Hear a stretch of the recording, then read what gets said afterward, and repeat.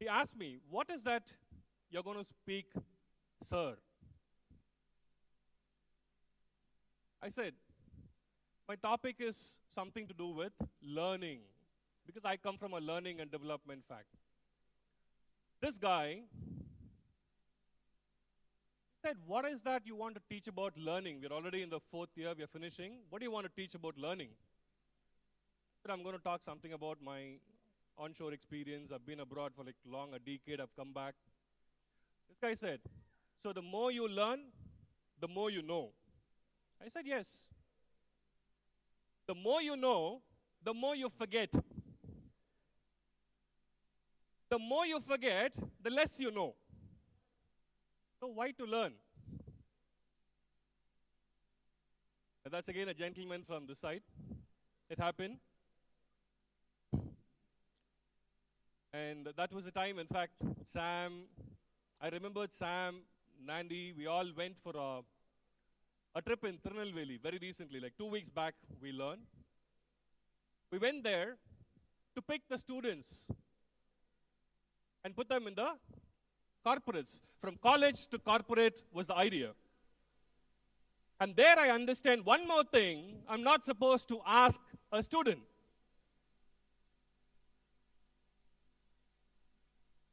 I cannot ask the age of a lady. I cannot ask salary of a person. I cannot ask the marks of a student.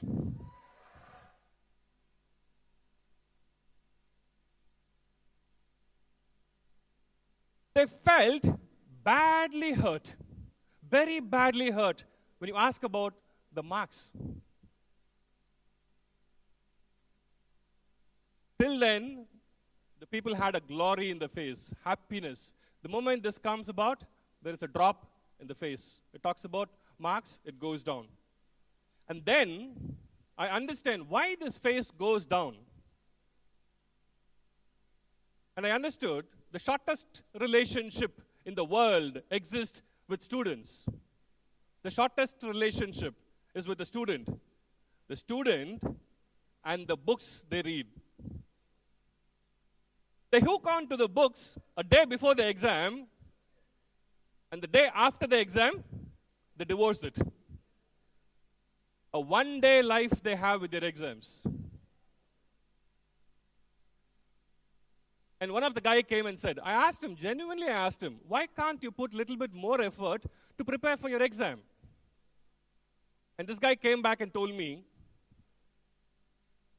"Sir, how long are you in India?" I said, "I'm born and brought up in India." "Recently, how long are you there?" Of course, I'm not here for like past 6, 7, 10 years. I'm not in India. He asked me back a question. "Do you know how tough an exam is all about?" I said, "What is there a toughness in an exam? You can easily clear any exams if you want.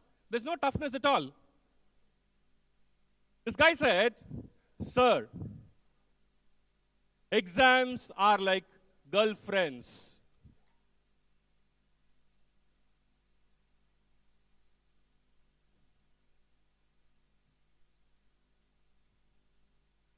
He gave me 4 points why an exam is being treated like a girlfriend. The first thing, when you look at the question paper and when you look at your girlfriend, both are very hard to understand.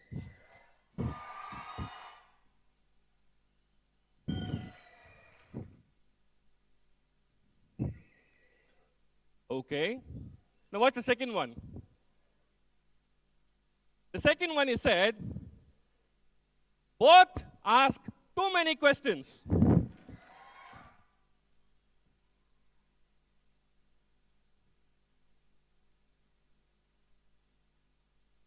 I said, 2 over, what is the next 2 more?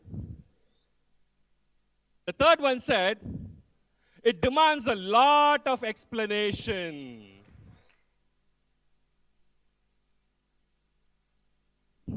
And the last part is the most funniest one. He said, how much ever you explain, the result is going to be failure.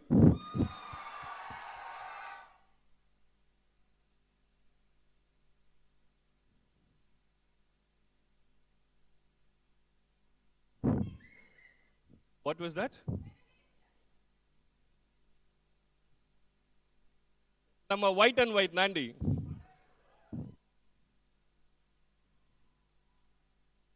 Nandini is actually a clever girl. I don't want to talk about you, but if you want, I can tell one thing. Can I?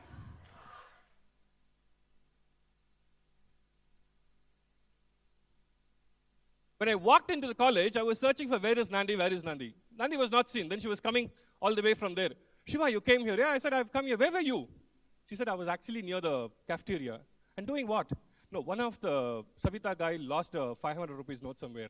I said, very good, you helped him out. No, I was actually standing over that.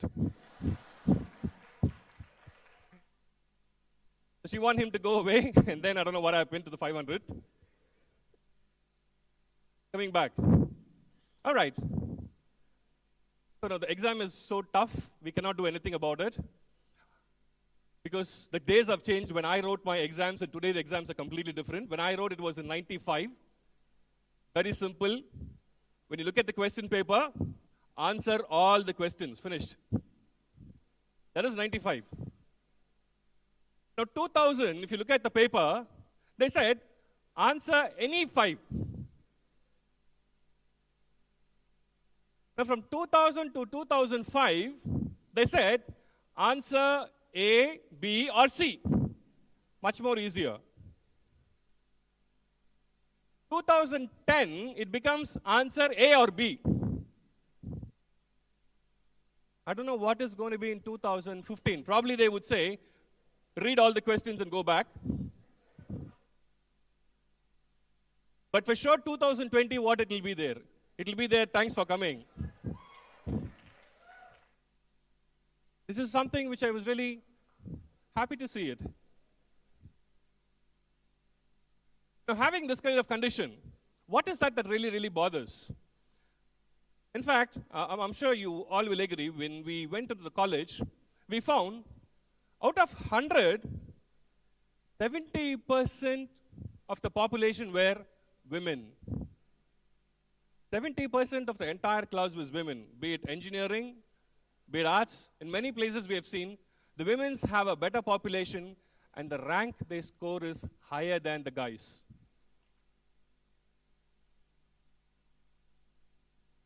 Hey, this is nothing surprise about it. It happens everywhere. Even in my home, it happens. My home, if you ask, my wife actually does 3 work at the same time. We were in Dallas, and that was a remote place. We were a suburb of Dallas, and we have to do all the work. I was just sitting in computer, and she does 3 works. 1, she is cooking, taking a call, and talking to her office. And then, she's also taking care of my 5-year-old kid. All 3 at one shot, multitasking. That's what a woman is capable of. And a man, I don't know whether we are capable of single tasking properly. I'm not sure about it, because when I was young, I want to become like my daddy. And now I feel, oh my God, I've become like my daddy. That's what it still keeps confusing. We never knew where we are heading towards. And looking at the educational environment, it's very simple what I want to tell, because this is my learning across the globe, which came to 3 words. The words are learn, unlearn, relearn. Can I have everybody saying that? Learn, unlearn, relearn.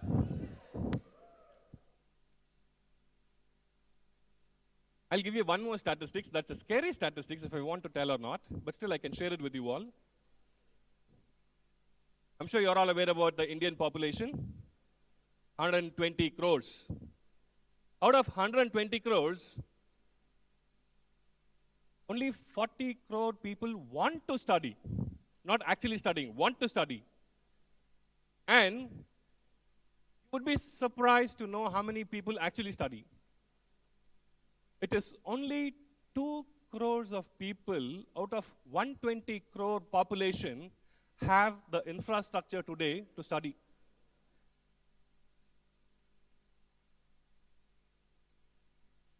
Only 2 crores. And you know what's the beauty of it? This actually happened when we went for the interview. Out of the 2 crores of people, only 25% of people are eligible for a job. The remaining, they're not eligible for a job. Why? lack of competency. தரக்கு இல்ல. Only 25%. I don't know where the 25% come from. They have the capability to really work on what they want. The remaining 75% is actually Janta crowd. What crowd you call in Tirupati? Jarigindi. Govinda. That's a kind of crowd. 75%. I don't know what these guys are going to do. Whether you like it or not, you have to retire in 2035. You hardly have another 25 years in your hand. And you have to find your job. Now, with that kind of environment, the simplest tips what I can share with you is, because I have a lengthy story to be said, which will take another 10 minutes, but unfortunately I have only 2.5 minutes. So I will cut it short. The concept of learn, unlearn, relearn, this was being told to me by my guru, who is called Ed Cohen, who's right now in US, and this gentleman simply said it. There are only two kinds of people. One, with 10 years, they're repeatedly doing what they did from the past. I finished my graduation, I went for a job, I keep repeatedly doing what I was been doing for 10 years. No new learning at all. Straight. A repeated doing. I don't care about what they have. There's another set of people who constantly evolve in the learning space. They constantly update themselves. And these are the guys who are called trendsetters. They create the industry. They set the trend of industries. They create their own wealth and they live happily.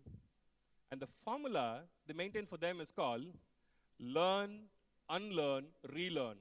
Learning is nothing but you just have to accumulate your knowledge the more you want and prepare yourself for unlearning. Unlearning is nothing but rethinking. What you learned, you have to rethink. That's what you call unlearning. And then, when you go for a relearning, the effect is very more. The high effectiveness has been witnessed. In fact, the word for literacy today is called learn, unlearn, relearn. The illiterates, don't have to say anything about illiterates, but of course I can have some finger movements to say the literacy and illiteracy. What does the symbol it denotes? L. L stands for literacy and I stands for illiteracy. And for I, which is the lengthiest finger in your hand? That's what it is all. Thank you so much.